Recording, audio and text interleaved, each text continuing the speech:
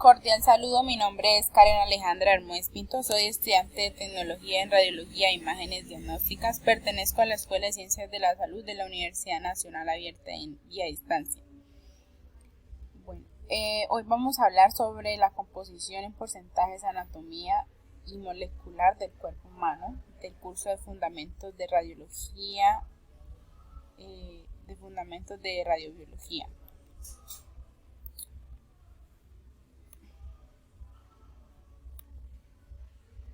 En este cuadro tenemos la composición átomo y molécula del cuerpo humano. Tenemos 4 elementos que son importantes en la forma, porque forman parte de un 96.2% del peso del cuerpo, y está como el oxígeno en un 65% de moléculas en carbono, en un 18.5%, el hidrógeno el 9.5%, el nitrógeno un 3.3% y su peso atómico está entre 24.0% y el carbono el 12.02%, el hidrógeno el 6.0% y el nitrógeno en 1.1%.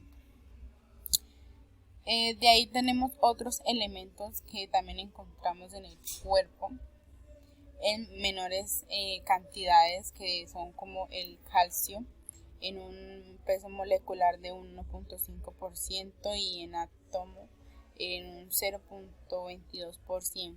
En fósforo tenemos 1.0% y en átomo un 0.21%. En potasio tenemos en molécula un 0.4% y en átomo un 0.03%. El azufre tenemos en peso de átomo 0.3% en molécula y en átomo en 0.038%. El cloro en 0.2% en molécula y en átomo 0.024%. En sodio tenemos 0.2% en molécula y en átomo 0.037%. En magnesio tenemos un 0.1% y en átomo un 0.015%.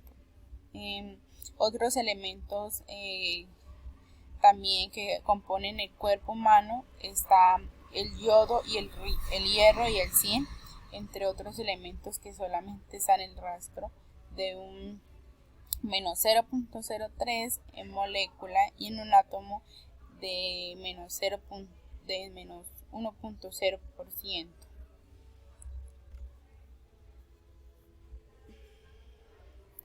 Y finalmente, gracias por su atención. Cordial saludo, mi nombre es Brian David Gómez, estudiante del programa en Tecnología y Radiología e Imágenes Diagnósticas de la UNAD. A continuación voy a explicar lo que son los efectos deterministas y los efectos estocásticos. Los efectos deterministas son aquellos que se producen cuando ha existido una dosis muy alta de radiación en las personas. Estos efectos se manifiestan cuando se ha producido una dosis demasiado alta de muerte de células. Este efecto también se puede producir, se puede ver reflejado inmediatamente o en un periodo corto de tiempo.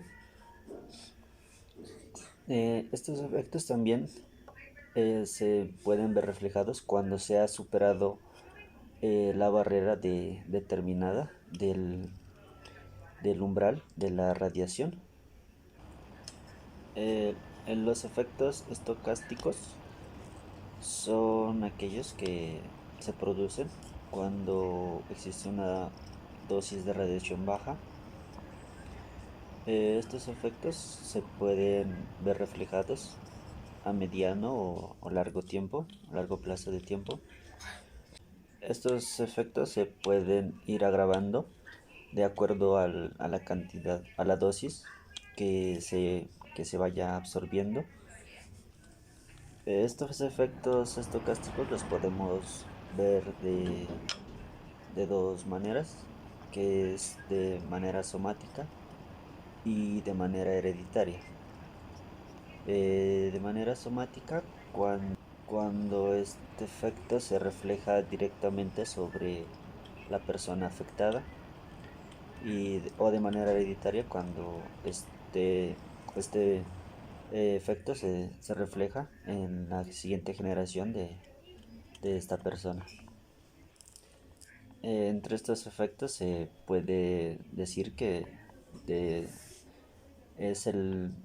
estocásticos los más peligrosos en la actualidad, ya que son más difíciles de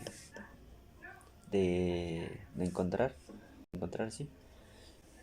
Por eso se recomienda llevar un control eficaz en las dosis recibidas por parte de los pacientes como de los médicos a tratar. Bueno, eso sería todo. Muchas gracias. Muy buenas noches, mi nombre es Liliana Valdés, estudiante de Radiología e Imágenes Diagnósticas. Voy a explicar el ciclo celular. El ciclo celular corresponde a las series de etapas de crecimiento y desarrollo que experimenta una célula entre su nacimiento y su reproducción. En las células procariotas se conoce como fascio, ya que esta aumenta el número total de individuos en una población, mientras que en las células eucariotas el ciclo celular aumenta el número de células. Es un organismo ya sea para el crecimiento del mismo o bien para el reemplazo de células muertas, y esta se divide en dos fases: la interfase y la fase mitótica. En dos fases, la interfase y la fase interfase presenta con la letra I. En este proceso, la célula crece y hace una copia de su ADN, y esto es debido a que la célula debe duplicarse antes de que se pueda dividir. Este periodo ocupa la mayor parte del ciclo celular, ya que comienza desde el nacimiento de la célula hasta el gusto antes que empiece la misión.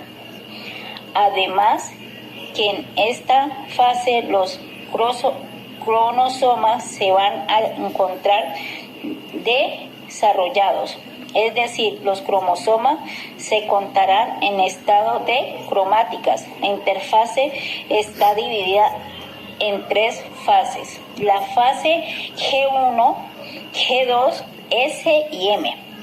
Fase G1 se conoce también con GA1 o de primer intervalo. Esta fase caracteriza porque es aquí que se lleva a cabo el crecimiento celular y será dividida a que inician síntesis masiva de proteínas, produciendo así de esta forma que la célula crezca físicamente y que se comience a duplicar los primeros organelos.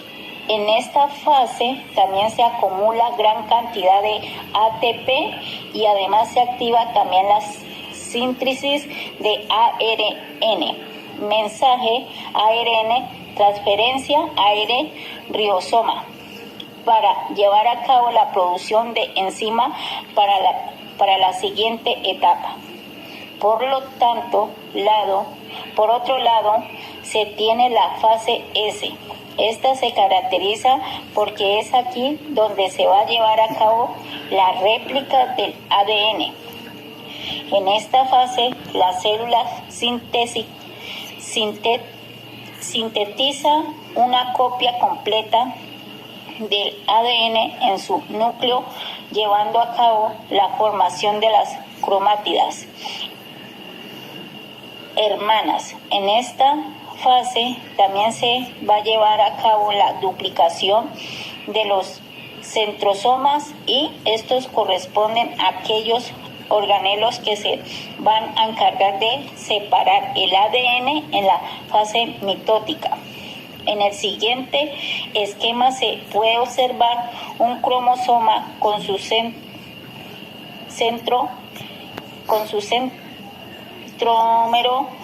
centrómero que va a estar formado solamente por una cromátina. En esta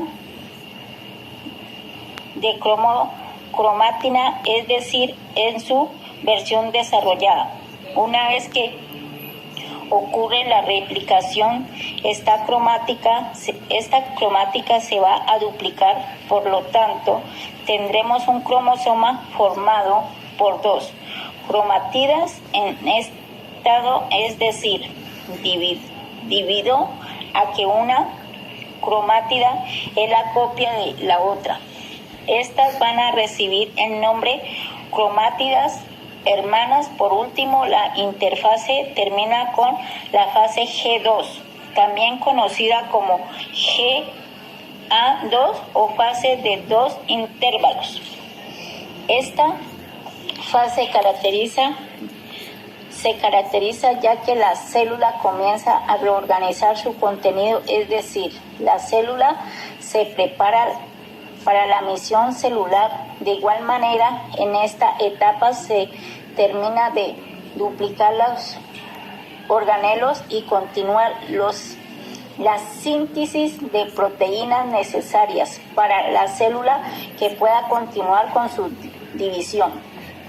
Esta etapa concluye con los cromosomas se encuentran en estado de cromátina. Comienza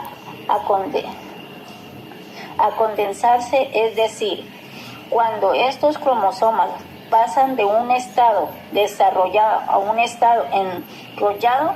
Por último, se tiene la fase mitótica. Esta se representa con la letra M y es aquí donde comienza la división celular. Esta se divide en dos etapas: la cariocinesis y la citocinesis. La cariocinesis comúnmente se conoce como mitosis, y la fase de la mitosis son la profase, metafase, anafase, telafase, y la podemos definir como el proceso mediante el cual el núcleo de una célula se divide y así de esta forma se distribuye de manera equitativa el material genético de una célula madre, así sea sus dos células hija. Por último se tiene la citocinesis. Este es el proceso mediante el cual el citoplasma y los organelos se distribuyen entre las células hijas. Por lo tanto, la corocinesis será la división del núcleo, mientras que la citocinesis será la división del citoplasma. Recuerda también que existe la fase G0. Esta es una etapa que ocurre fuera del ciclo celular, en donde la célula deja dividir por un tiempo determinado. Por lo tanto, se va a encontrar en un tiempo de reposo y regresa a la fase G1 cuando requiere más células. Muchas gracias.